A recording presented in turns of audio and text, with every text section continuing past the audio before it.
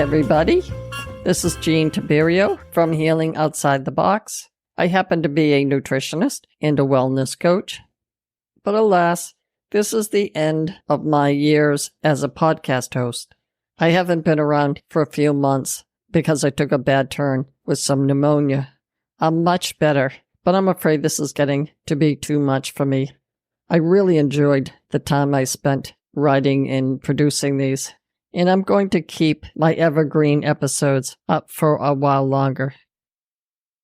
So I am up to episode 300. I'm going to see if I can find someone to hand this whole brand over to someone. So if you know anyone interested, just have them email me on my website contact page. Now, today's episode is number 300, and it's called Some Straight Talk About Protein Intake and Muscle Mass. I'll be going over what the research says on the topic, and then giving you my opinion at the end. Now, it is established fact that if anyone consumes inadequate protein, they would not be able to build muscle mass. If the protein intake is 0 or close to 0, as in the case with patients who have abdominal surgeries where there'd be a need for bowel rest, there will be a loss of muscle mass. This is because our bodies need daily protein to replenish all our cells, especially the cells that renew frequently, like skin cells, blood cells, and immune function cells. Now, what is adequate? Well, for the average healthy individuals, adequate protein is about 0.8 grams per kilogram body weight per day. So let's say if someone weighs 132 pounds or 60 kilograms, the protein intake should be about 48 grams per day. You can get your weight in kilograms by dividing your weight, in this case 132 pounds, by 2.2 to get 60 kilograms. And then you multiply 0.8 times your weight in kilograms. And this is pretty easy to achieve. There's protein in everything except fruit. Now, the question here is a simple one. If someone, whether it be an elderly person or an athlete, were to get extra protein above the recommended intake, will their muscle mass increase?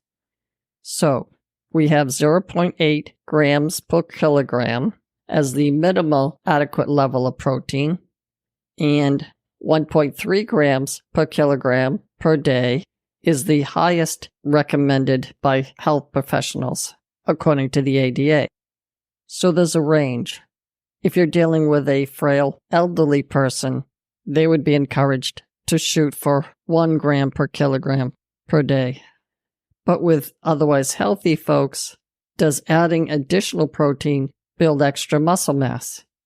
Well, a lot of research has gone into this, and we know that there is a lot of companies pushing protein powders and other supplements for athletes that want that competitive edge. So there are hundreds of studies. There was one that was conducted for 6 months with 4 separate study groups. First, the control group, who got 0.8 grams per kilogram per day of protein, plus a placebo, basically a sugar pill. A second group got 1.3 grams per kilogram, plus a placebo. A third group got 0.8 grams per kilogram of protein, plus testosterone, an anabolic steroid. A fourth group got 1.3 grams per kilogram, plus testosterone. In these studies, the testosterone will be called hormone replacement therapy, because in this particular study, they used older men whose testosterone drops with age. So the participants were functionally limited older men whose initial protein intake was within the RDA recommendations. Here's a quote on the results. Quote, compared with a daily intake of 0.8 grams per kilogram of protein, a daily intake higher than that, 1.3 grams per kilogram, did not increase lean body mass. It did not increase muscle strength or power or physical function like grip strength. or well-being, or balance, or fatigue in functionally limited older men. In other words, in this study, more protein wasn't better. End quote. More protein wasn't better if they have enough to begin with. The improvement was only shown with the testosterone groups. They did another study to include resistance exercise in all groups. Here was the conclusion, quote, recommending protein supplementation as a standalone intervention by healthy older individuals seems ineffective in improving muscle mass and strength. Only HRT replacement therapy was effective in both preserving muscle mass and increasing strength. So in both studies, only the groups receiving testosterone with the exercise gained any significant muscle mass. Additional protein did nothing. Resistance exercise by itself, done on a regular basis, will build some muscle mass, but resistance plus protein powders did no better than resistance alone. I found an interesting article that refers to many studies on building muscle strength later in life. I'll put the link in the show notes. Now, I hate to be the bearer of bad news, but all of us will slowly lose a little muscle mass from our mid-30s. The rate of our muscle mass loss will depend on exercise, other chronic illnesses or injuries, nutrition, obviously, adequate sleep, etc. This loss accelerates in much later years, especially for women after menopause. Once we go speeding past the age of 60, 1/3 of us might lose enough muscle mass to meet the definition for sarcopenia. Now, what's that? Sarcopenia is simply muscle loss that occurs with aging or long periods of mobility. Say if you were in a car accident and were in bed for long periods of time. Sarcopenia, no surprise, increases your risk of falls, hospitalizations, loss of independence, and increase in weight or blood pressure with all of the above. However, people who are active in early life and maintain a healthy active lifestyle can delay or prevent the onset of sarcopenia. The good news is that it's never too late to start making improvements. As I mentioned, studies are showing that only resistance exercises in the elderly, whether healthy or frail, will significantly improve strength or balance. I've had many discussions with clients on which exercise to choose. According to the studies, if you want the most effective and quickest way to build muscle mass at any age, resistance exercise is the way to go. But swimming or cross-country skiing are also excellent ways to build muscle mass. The problem with those is that you can't be doing it all of the time.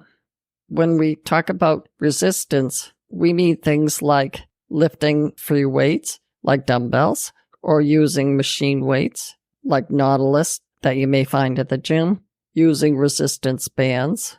And this you can combine with videos, or just do it to music, or just body weight exercises. In other words, lifting your own weight, like push-ups, squats, wall sits, tricep exercises. You can find lists of those on YouTube. The experts recommend that you choose the strengthening exercise that you know you will do frequently. Let's give an example. If you work in an office and have some time when you're not being watched, you could put a couple of dumbbells under your desk and lift them while you're talking on the phone or what have you. It's okay to start with very light weights, or you could do a modified version of the heavy-duty stuff, like a shallow squat rather than a deep squat, or a push-up against a wall. Something is better than nothing, which of course we all know to be common sense. And aim to make exercise harder over time, so lift progressively heavier weights, or do more difficult versions of resistant band exercises. This is called progressive resistance training. There is an NIH article on the subject, as there usually is. It was published in 2023, and it's a literature review of many recent random control trials. I'll put it in the show notes. This article looked at the current evidence regarding the effect of diet and exercise studied independently and together on muscle mass in the elderly. Now, skeletal muscle weight is normally about 40% of your total body weight. That doesn't necessarily mean that an increase in weight will be all muscle weight, but a portion of any weight gain will have a portion of muscle mass in the total. Resistance exercise, by the way, also increases bone strength. So some of that weight may be contributed by a heavier bone mass, which is what you want. So researchers already know that a combination of diet and exercise is known to stimulate the growth of muscle protein from amino acids. That is true for most of us up until the age of 65. But what about much later? Aging into our 70s and 80s is normally associated with a generalized loss of physiological function, including a progressive reduction in muscle mass and strength, which in turn leads to a gradual impairment in balance and an increased rate of falls. And that leads to fear of falling, which leads to limits on exercise, which leads to more muscle wasting. At the same time, there is a loss of appetite, less chewing of meats due to dental issues, and more fatigue, which leads to anorexia. So these people may not be getting enough protein, and a drop in muscle mass that naturally occurs as we age will be worsened by cancer, heart disease, COPD, and of course, falls. So they will be measuring all of this in these studies. Keep in mind that they're studying only frail individuals. Researchers confirmed that in the elderly frail population, adding amino acid supplements were able to increase the person's ability to gain muscle mass and strength. Again, most likely because they had inadequate protein intake to begin with. They're all probably going to have poor appetites at this age range, and that is, of course, associated with chronic disease. So their recommendation is 1 gram per kilogram, but they're probably not meeting the minimum 0.8. So when their protein intake was supplemented, especially additional amino acids like leucine, arginine, glutamine, and cysteine, they were able to make the most use of the exercises that they were doing. Also, vitamin D, along with a few minerals, has been found to be effective. So even these elderly people in their 70s and 80s were able to increase their function and muscle mass when they stayed active. I saw another study once from Tufts where they only studied 90-year-olds, some with walkers, some in manual wheelchairs. And at the end of the study, with the nutrition and the resistance exercises, all of them were walking, some with a walker, but all of them had improved their gait and balance, which is pretty remarkable. There is a however, and it's this. The results sometimes varied from study to study, and there's a bunch of possible explanations for this. People come with feelings and emotions. With laboratory rats, we know exactly what's going into their mouths because we feed them. We know there is compliance with the exercise because we watch them on the treadmill. So there's no variation among the subjects. But that is not true for people. Researchers have to rely on people's memory regarding what they had to eat and drink. Now, we all have to stop and think to remember exactly how much we ate yesterday, and it's almost never accurate. That's true even if we write it down as we go along.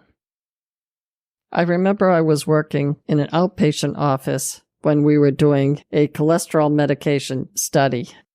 They had to write down everything they ate and drank for 4 weeks. When we examined the food intake sheets, one person wrote down 2 beers every day. 2 beers, 2 beers, 2 beers.